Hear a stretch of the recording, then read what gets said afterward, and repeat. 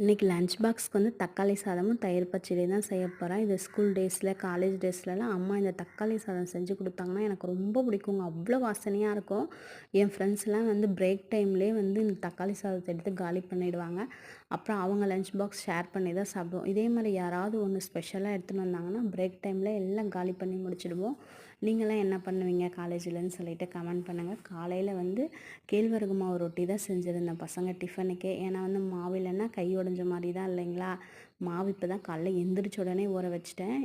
அவருக்கு மட்டும் முட்டை பொடிமா செஞ்சுருந்தேன். ஏன்னா அவருக்கு தயிர் பச்சடி கொஞ்சம் பிடிக்காததுனால டிஃபனுக்கு அப்பயே ஊற வச்சு நல்லா கழுவி வச்சுட்டேன். இப்போ போகும்போது ஸ்கூல் போகும்போது பசங்களோட எடுத்துகிட்டு போயிட்டோன்னா வரும்போது அரைச்சிட்டு வந்துடலாம். 10 ரூபா கொடுத்து அரைச்சி கொடுத்துடுவாங்க. அது ரொம்ப நேரம் கிரைண்டரில் போட்டு யார் ஆட்டிகிட்டு இருக்கிறது.